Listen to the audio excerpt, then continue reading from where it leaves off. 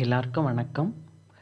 இந்திய பொருட்கள் மீதான வரி 50% 18% குறைக்கப்படும் என்று அமெரிக்க அரசு அறிவித்துள்ளது. இந்தியாவின் ராஜதந்திர நடவடிக்கைகளால் அமெரிக்க அரசு திடீரென வரியை குறைத்திருப்பதாக தகவல்கள் வெளியாகியுள்ளன. 2025 ஆகஸ்ட் மாதம் இந்திய பொருட்கள் மீது அமெரிக்க அரசு 50% வரியை விதித்தது. ஆனால் நடுவண் அரசு மிகுந்த நிதானத்தை கடைபிடித்தது. அதே நேரம் அமெரிக்க சந்தைக்கு மாற்றாக புதிய சந்தை வாய்ப்புகளை இந்தியா தேடியது. இன்னைக்கு நிகழ்ச்சியில் இந்திய பொருட்களுக்கான வரியை அமெரிக்கா 18% குறைத்ததன் பின்னணி, இந்த தலைப்பை பற்றின சில முக்கியமான தகவல்களை தான் நம்ம பார்க்க போகிறோம். வாங்க இன்னைக்கு நிகழ்ச்சிக்குள்ளே போகலாம்.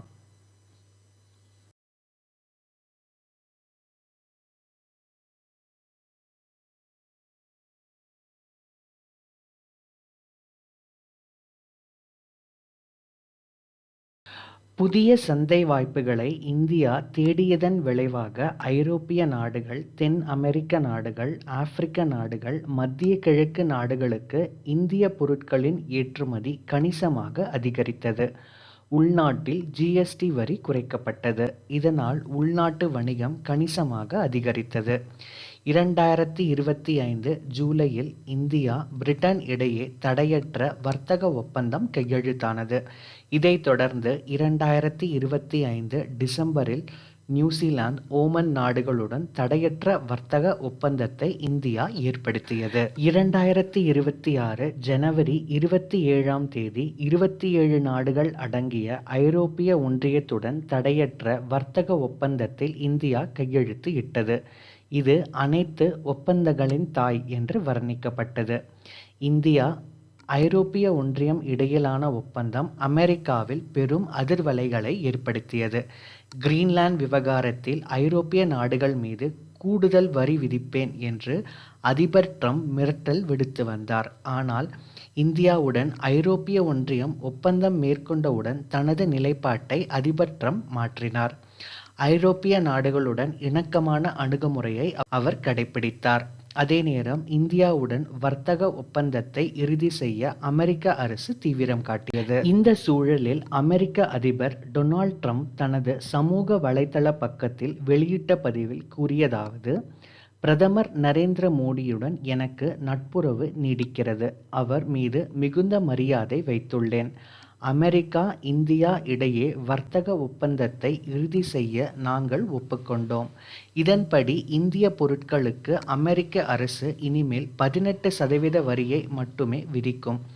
அமெரிக்காவிடம் இருந்து $500 பில்லியன் மதிப்பிலான எரிசக்தி, தொழில்நுட்பம், வேளாண் விளைபொருட்கள், நிலக்கரி மற்றும் இதர பொருட்களை வாங்க இந்தியா ஒப்புக்கொண்டிருக்கிறது. அமெரிக்கா, இந்தியா இடையிலான உறவு மேலும் வலுவடையும். இவ்வாறு அமெரிக்க அதிபர் திரு டொனால்ட் ட்ரம்ப் அவர்கள் தனது சமூக வலைதள பக்கத்தில் கருத்துக்களை தெரிவித்திருந்தார். பிரதமர் திரு நரேந்திர மோடி அவர்கள் அவரது சமூக வலைதள பக்கத்தில், அமெரிக்க அதிபர் ட்ரம்புடன் தொலைபேசியில் பேசினேன். இந்திய பொருட்களுக்கு 18% வரி விதிக்கப்படும் என்று அதிபர் ட்ரம்ப் அறிவித்துள்ளார். இதற்காக 140 கோடி இந்தியர்களின் சார்பில் அவருக்கு நன்றியை தெரிவித்துக் கொள்கிறேன் என்று கூறியிருந்தார். இருபெரும் பொருளாதார நாடுகள், இருபெரும் ஜனநாயக நாடுகள் ஒன்றிணைந்து செயல்பட்டால் இரு நாடுகளின் மக்கள் பலன் அடைவார்கள். உலகின் அமைதி, ஸ்திரத்தன்மை, செழிப்புக்கு அதிபர் ட்ரம்பின் சீரிய தலைமை அவசியமாகிறது. அவரது அமைதி முயற்சிகளுக்கு இந்தியா முழு ஆதரவு அளிக்கும். அவருடன் இணைந்து செயல்படுவேன். இவ்வாறு பிரதமர் மோடி அவருடைய சமூக வலைதளத்தில் கருத்துக்களை தெரிவித்திருந்தார்.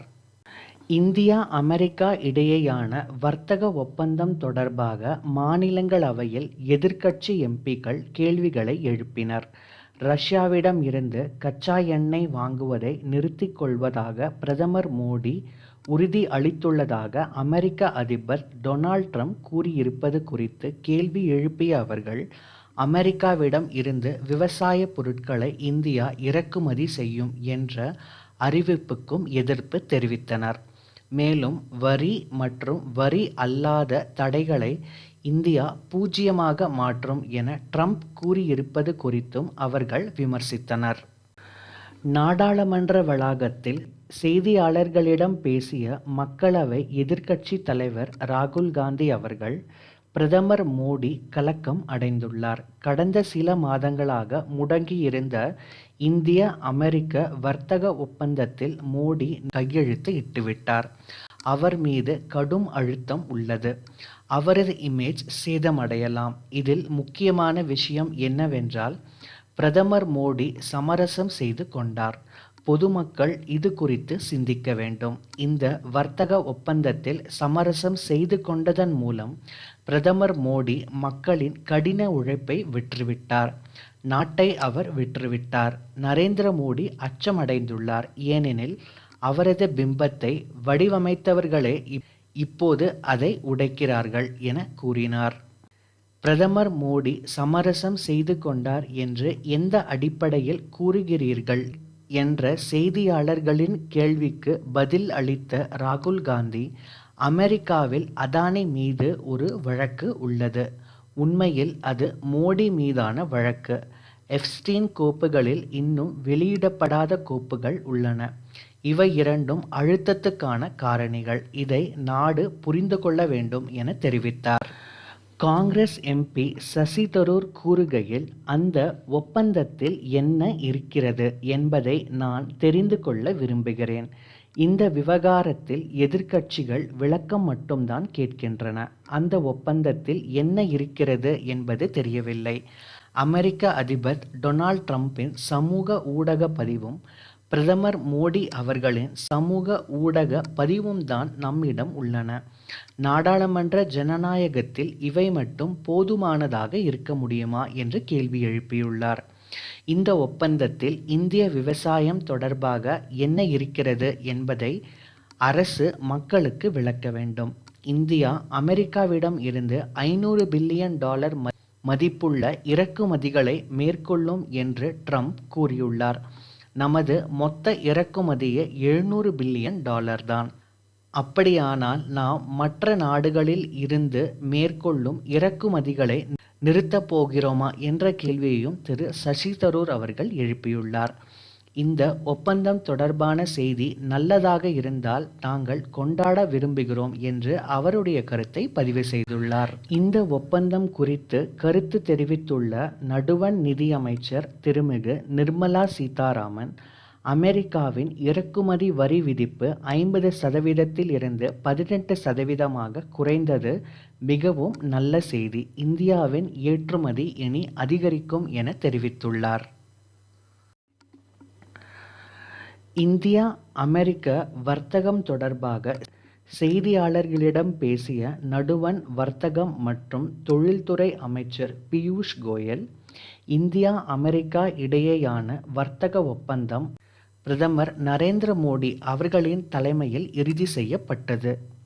இந்த ஒப்பந்தம் நாட்டின் 140 கோடி மக்களுக்கும், குறிப்பாக விவசாயிகள், மீனவர்கள், இளைஞர்கள் மற்றும் பெண்களுக்கு ஏராளமான வாய்ப்புகளை கொண்டு வரும். விவசாயம் மற்றும் பால்வளம் ஆகிய இரு துறைகள் விஷயத்தில் பிரதமர் எப்போதும் மிகுந்த கவனத்தை செலுத்தி அவர்களின் நலன்களை கவனித்து அவர்களுக்கு பிரகாசமான எதிர்காலம் கிடைப்பதை உறுதி செய்ய தொடர்ந்து உழைத்துள்ளார். அவர்களின் நலன்களில் சமரசம் செய்து கொள்ள பிரதமர் ஒருபோதும் அனுமதிக்கவில்லை.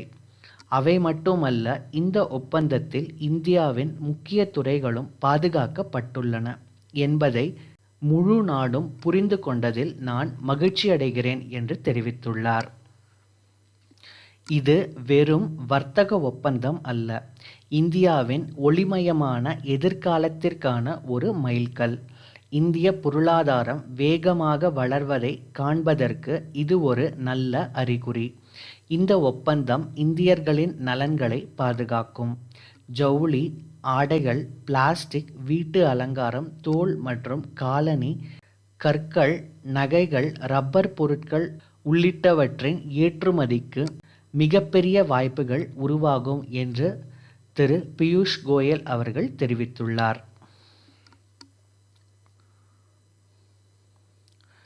இந்திய பொருட்களுக்கான வரியை அமெரிக்கா 18% குறைத்ததன் பின்னணி.